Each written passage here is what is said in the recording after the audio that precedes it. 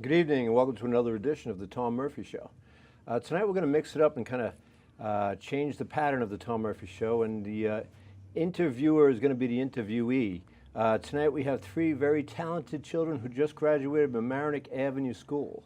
We have Chloe Burt, we have Lucas Burt, and Leo Tantillo. Yes. Thank you guys for coming here tonight. And they have prepared questions which I have not seen, so this will be what we call a cold interview. Chloe, would you like to start? Actually, my brother Lucas is going to start with the most important question, I would say. Okay, we're going to defer to Lucas. Alright. So, Mr. Murphy, the first question that we have prepared, and this is on behalf of all of us, is why do you want to run for mayor? Yeah, it's a question a lot of people have asked me, including close relatives. So, you know, I've been involved in the village and in village politics since the year 2000. I've been asked to run for mayor before you guys were born, and I've been asked to run for mayor many times before, but it never really fit into where I was in my life. My children were too young, and there was stuff going on at work. But now my children have gotten older, and I think that I'm ready. I have served as a village trustee, and I have served as a town of Mamaroneck councilman for a number of years. And I think I could bring that experience to the board and try and make this, my hope is to make this the best run village in Westchester County at the end of the day. But, you know, I really care about the village of Mamaroneck. My heart has always been here. I've worked with a lot of people in the community, and I've gotten to know a lot of people in the community. And I think they deserve, a government that is worthy of them. Good first question now. Well said. Thank you, Leo. Chloe, let's go back to you. Okay, so something that has been on my mind for such a long time, Mr. Murphy, is with all these new apartments being built just around Mamaroneck in general, the schools are already really full. So how do you plan to handle that? That's really an excellent question, Chloe. You know what? Development is something that every community faces. There's always somebody that wants to come in and build something and make money for themselves and then get out, and you're left with the consequences of what they made. I think what we have to do is we have to allow development, but we have to limit it. We have to control development through our zoning laws. Zoning is every piece of property in this village has a zone that it's in, and that zone has particular regulations. This is why you can't have your next door neighbor put a gas station in next door, because you live in a residential area and it's not zoned for that. So zoning has a real important impact on our lives and the quality of life, and especially in a community like this, where for everybody, for your parents, for myself, for most people in this community, our homes are our biggest investment. That's where most of your equity is going to come in life, and it's where your children live, and we come here for the schools, as you pointed out. So what I'd like to do is to make sure that through our zoning laws we control development, allow it, but have it not impinge upon the quality of life in the community. And it's really important that we enforce our zoning laws that we have, and sometimes I think we've been very lax in that. And I think developers know which towns they can get away with more in. And I think right now they're focusing on the village of Mamaroneck, because I think there's been a lax enforcement, and I feel comfortable saying that. So I think what I would do is make sure that everybody's living up to the law, first of all. And second of all, review our zoning laws to make sure that while we allow development, we limit it and protect the community. Because the purpose of all of these laws is to protect the people who live here. You can't have the purpose of these laws to be so people can come in and just make money, and because then what have you done to your residents? Then it pushes people out, and the value eventually erodes. But you're right, and it also affects schools greatly. But that's an excellent question. Thank you. Thank you. You guys really put some thought into this. Yeah. Lay it on me, Leo. Over pizza. Oh, Yeah, is it your turn? Yeah. Okay. We're doing Yeah. All right, we're doing a round robin. Yeah, I guess. So one thing that's that I care a lot about is our environment. And so with like pollution and the burning of fossil fuels, I'm wondering, how do you plan to combat this issue? How do you plan to make Mamaroneck more eco-friendly? That's a very good question. There are a couple of paths. A lot of communities, and I don't know if Mamaroneck has a current one, but a lot of communities do something called an energy audit. And you figure out how much energy you use, and you take your electricity bills, you take how many gallons of oil and gas your vehicles are using, and you set kind of your carbon footprint. And now you have your carbon footprint, and what you do is each year you find ways to try and reduce that carbon footprint. A lot of communities, and I think Mamaroneck is one that has done it, and I applaud the current board for doing it, has made an arrangement that the default provider of electricity has to provide a certain amount of renewable energy, so wind, solar, stuff like that. I would be in favor of that, in favor of using what we have to do an energy audit. And also, going back to the building code, what we were talking about zoning before, you could require new buildings to be much more energy efficient. And I think that's an important thing to do. But it's also incumbent on these smaller communities to really make an effort to save the environment, cut down on carbon, because the federal government seems to have given up on that. And that's sad, and it's something that should really concern the three of you, because you're going to feel the effects of global warming in your lifetime. And I hate to, it's just the truth. The world is going to the climate is going to change in your lifetime, and you're going to have to adapt to it. In a community like Mamaroneck, it's on the shore. We have to worry about the rising sea level, and there's going to be definitely some damage from the rising sea level. And because we're on the shore, we also have to worry about the pollution that goes into our streams, and because those streams empty right into the Long Island Sound. And so what we have to do is make sure our streets are clean, so that stuff, when it rains, it doesn't wash right into the sewer. So you're not getting that first flush of dirt into the sewers. We have to make sure that people who are developing do it right, because you get a lot of runoff from construction sites. Have you ever walked by a construction site and kind of seen the dirt going down the street? Yeah. That's not supposed to happen. It's all supposed to be contained on the site. So when you see something like that, they're not doing the right thing. Well, that's news. Yeah, that's news. Yeah, so next time you see something like that, feel free to tell your parents to call the building department and tell them to report that, because they're not doing their due diligence on the job. But I think that's right now that's enough for that topic. But I think it's a great topic, and it's really the responsibility of every elected official in the United States right now to do what we can to slow down global warming. And we owe it to you, our children, and our grandchildren. You're going to be living with the effects of it. And all I could do is apologize for the way we treated the earth before you got here, try and make it better. But it wasn't thought about when I was a kid. We just burned and burned and burned fossil fuels, and we cut down forests, at an alarming rate.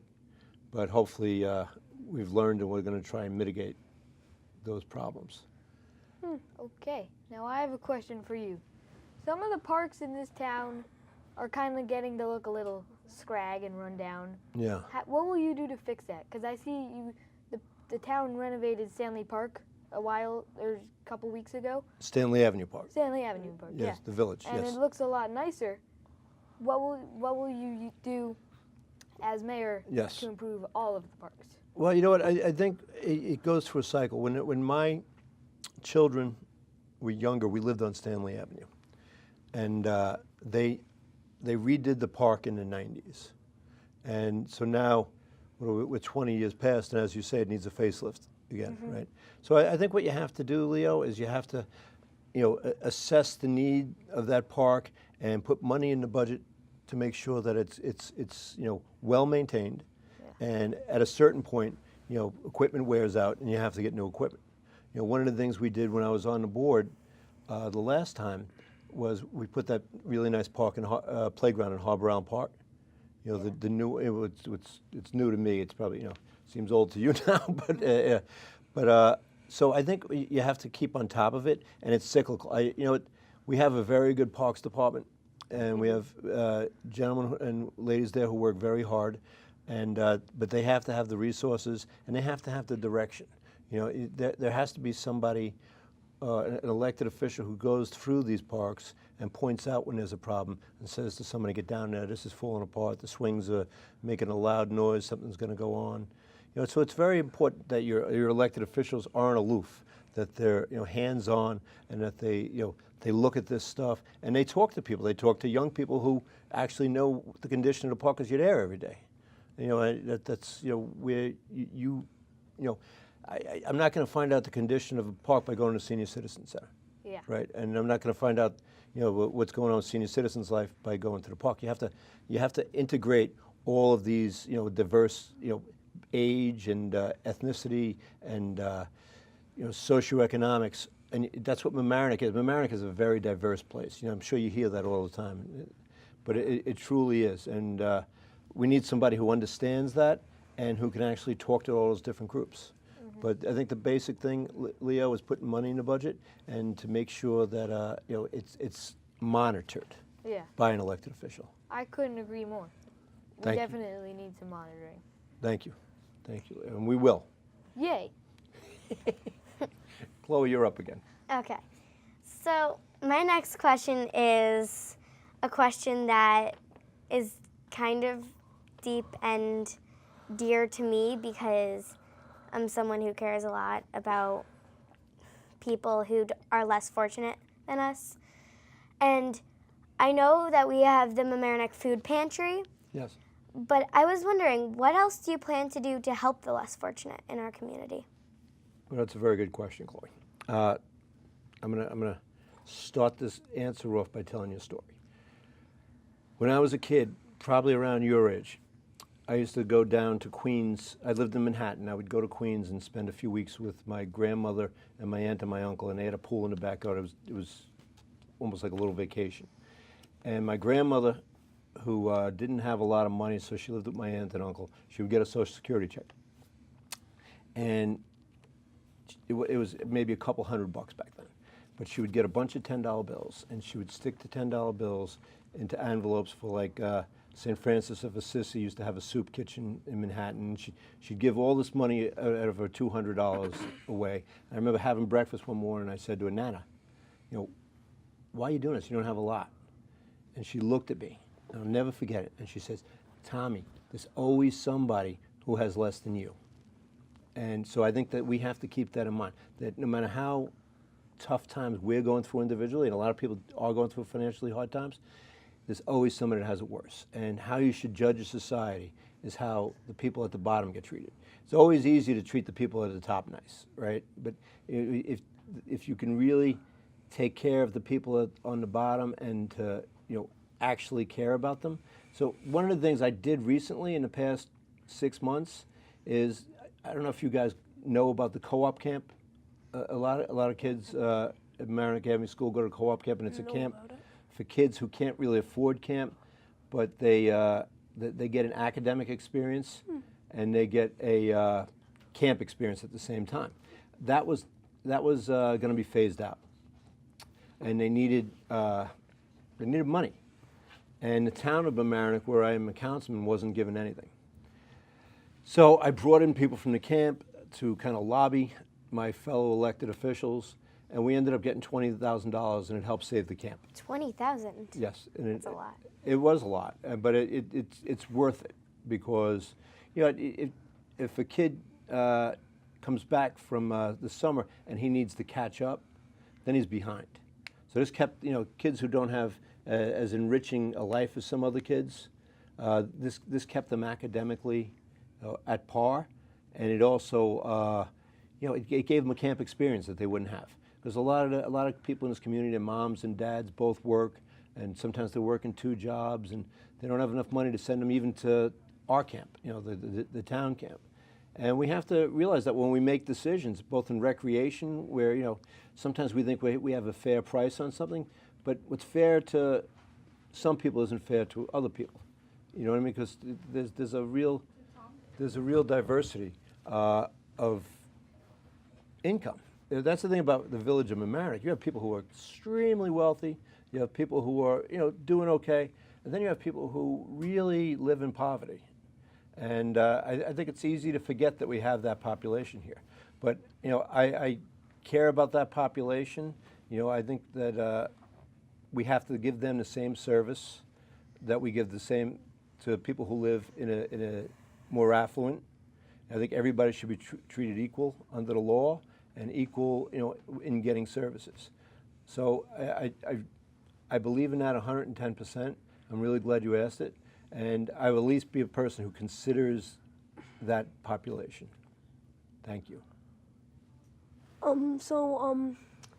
My next question for you is, since the AMP has been removed, in the village of Mamaroneck, we haven't really had a full-sized grocery store. Could this be fixed, and is it something that you're interested in fixing? It is definitely something that I'm interested in fixing, and that is an excellent question. And it's a question that really concerns a lot of people. Adults ask me that all the time. When the AMP closed, we were told there was going to be another supermarket there. So now CVS has taken half the store, right? So AMP, one of the reasons the AMP closed is that wasn't a big enough location for the AMP. Supermarkets now want to have huge locations, and they want to do big volume. That's because you don't make a lot of profit selling groceries, but so they want to have volume. So now we have half that store, and I personally do not believe, even though it's been kind of hinted at that there's another supermarket going in, I don't think that's going to happen. I think what we have to do is we have to zone a few areas of this community for supermarkets. We have to encourage supermarkets to come in.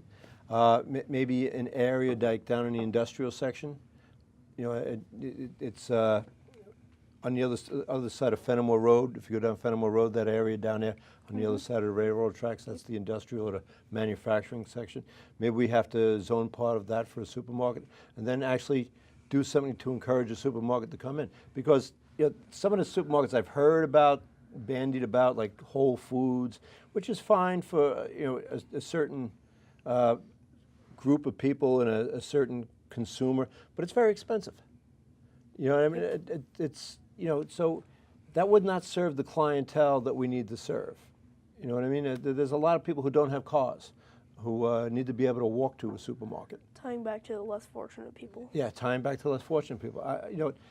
There are some people that you can't afford to spend $5 for 6 free-range eggs. You know what I mean? So that they need to buy the regular eggs, and so I think we have to be cognizant that we have that population and try and do something. And just as I say that, I realize that I'm in that population because I'm not paying $5 for 6 eggs either. But so I think it's important to try and get a supermarket somewhere in the village of Mamaroneck. That's a question that I'm surprised it came from the three of you, but happy because it's going to be something that's going to be coming up in the next few months, I'm sure. Mm-hmm. Young man. Yes.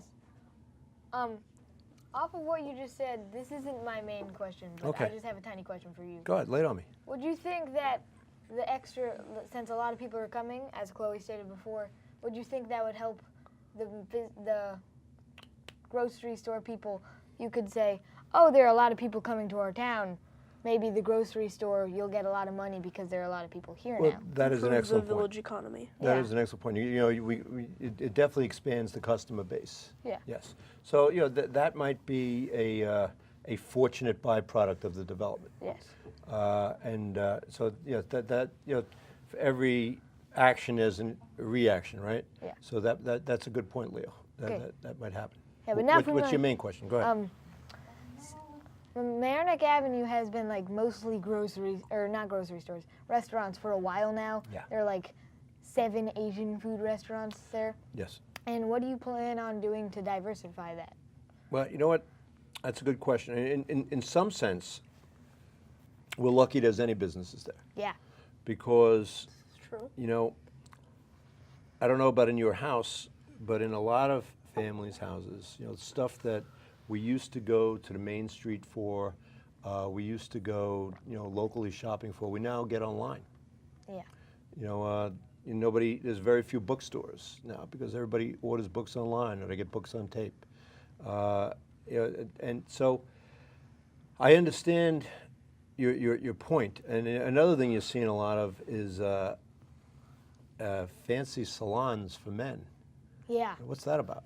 Yeah, exactly. Why salons? I have Out no of all idea. the things you could choose. You know what? I shake my. I don't even get me started. But I wonder what my dad would say. But so I think it's good to diversify.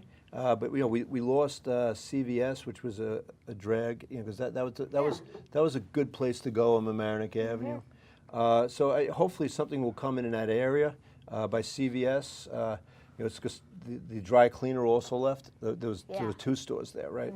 So we do need different kind of stores. But I think that in some sense we have to be grateful that we have the restaurants, because you look at Larchmont, where they don't have as big stores as we have, and you really can't get restaurants in there. They have a lot of empty stores, and I think that a lot of communities have to think about how they're going to revitalize their downtown. Right now, thank God, we don't have empty downtown. But your point is well taken. That it's good to diversify. It's good to have a place where you could go and. We're lucky. We have a Roberts, like for clothing, and we have the toy store there, and we hope that they survive. But I always liked that they had the auto parts store there. Yeah. It's in the back, but remember it used to be on Mamaroneck Avenue, because when you could work on your car before cars got complicated, that was a good place to go because you get a part, and the guy behind the counter was so knowledgeable that you could ask, you can get some advice on him about what's the matter with your car. I'd give him, well, it's making this noise, and he'd have an idea. It'd give me a place to start. Yeah. And sometimes you just need a place to start. But that's a good point, Leo. We have to try and not have it be all restaurants, without a doubt. Yeah. Young Chloe. Actually, I'm going to save my last question for the end. Ooh, bold move. It must be a humdinger. Okay. Okay, so we're going to go to your brother. So, tying back to my first question on how can we make Mamaroneck more eco-friendly, as you know, the water in the harbor can be dirty. Yes. It can get it can get all sorts of pollution inside of it, and I'm wondering what measures you would take specifically to improve the quality of the harbor's water. Okay. That's a good question. Well, there's something going on now that all the communities in the Lower Hudson Valley, the Sound Shore had to do. They had to do an evaluation of their sewers. So what they've done is, because what happens is your sanitary sewer, not your storm sewer, the sewer that's connected from your house to the street, and it goes down to the sewage treatment plant. A lot of those pipes are broken, and they have cracks. They have something called inflow and infiltration. People illegally hook up like their storm drains and their sump pumps to the sanitary sewer. So all this extra water, when it rains, gets into the sanitary sewer system where it's not supposed to be. And what happens sometimes is it overflows. That's not good. That's not good at all. So what you have, you'll see every once in a while a manhole with stuff spewing out of it during heavy rain. And what it is, it's sanitary sewage. And that goes right into the storm drain and then right into the harbor. So we're in a process. All the communities in the Sound Shore have to fix their sewers. They've been mandated to fix their sewers. And the thing about fixing sewers is that I believe in it, and I believe it's a part of your infrastructure that's vital. If you can't get your sewage to where it has to go, bad things happen. Disease happens. You end up getting people getting sick, people getting all sorts of problems. So they're spending a lot of money to study where the problems are, and then they're going to have to spend a lot more money to fix all the pipes. Now, I think what happened over the years is, people in office, nobody sees the pipes, nobody's complaining about the pipes until something happens, right? So they'd rather spend money, on something that's seen and sexy and, you know, everybody gets excited about. But you really have to, if you don't take care of your infrastructure, society starts to fall apart, you know, more quickly than you would imagine. So that's the main thing we have to do right now, is we have to fix our sanitary sewer system. And it's going to cost millions of dollars. But Millions? yeah, millions of dollars. I was expecting like tens, hundreds of thousands. No, the study cost millions, just to do the study. So to do the work is going to be in the tens of millions of dollars. These are very old pipes and they're very deep, and you know, it's going to take a lot of work. Yeah. You know, That needs some to of be these done. pipes were 100 years old. So, but that's where we are, and that I think is the most important thing we have to do right now, is repair our sanitary sewer system. Now, Yeah. whose turn? I think it's my turn. Okay. I'm pretty sure. So, my last question is, so you are running for mayor, and in the process of running for mayor, you run against someone else, of course. So Yes. how do you think you will treat your opponent, and if they treat you badly, what will you do? Well, I don't expect to treat him badly, and I don't expect him to treat me badly. You know, I know him. He's a nice man. I've known him for a while. His name is George Megadichian. I expect that you know, we'll have a civilized debate upon the issues, and you know, and then let the voters decide. Yes. You know, it can be a little rough sometimes, but you know, it should just be about the issues, and I expect it to be about the issues. And if it's not, and let's just say it got, I would not respond in kind. I think that that debases us all, and I think what we have to do here is, you know, focus on problems and try and fix things, and not make things personal. But you know, we'll talk about our qualifications and our ideas, and hopefully we'll have a nice debate and let the voters decide in November. Okay. And we just got a little bit of time, and I know you have a pressing question. So for the very last question of the interview, I'm going to loop back to the first question, which was, why do you want to run for mayor? And my last question is, how has previous political experience helped you in this campaign? Well, the campaign hasn't started yet, but I'll tell you how I think it's going to help me. You know, I've learned one thing that's very important, is that you have to listen to everybody. You even have to listen to the people you disagree with, because you can learn Agreed. from them. And even if you don't, at the end of the day, end up agreeing with them, if you understand their point of view and why they feel the way they feel, you could come to a consensus easier. So you know, you're not going to please everybody, and that's just life. But everybody should feel like you listened to them and considered what they had to say. And I think in America today, and sometimes in this community here, we don't listen to each other.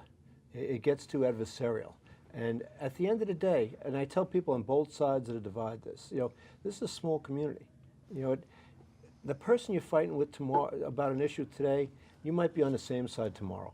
You know, and your kids are going to be playing softball together. Your kids are going to, you know, and might end up marrying each other. You know, so let's not, you know, make it personal.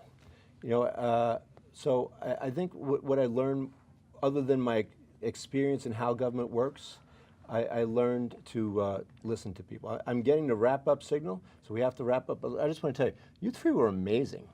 They were Thank you. intelligent questions. They were well asked, and you know, I've been interviewed a lot, and you guys should go into journalism as you get older. But thank you very much, and that's all we have for tonight.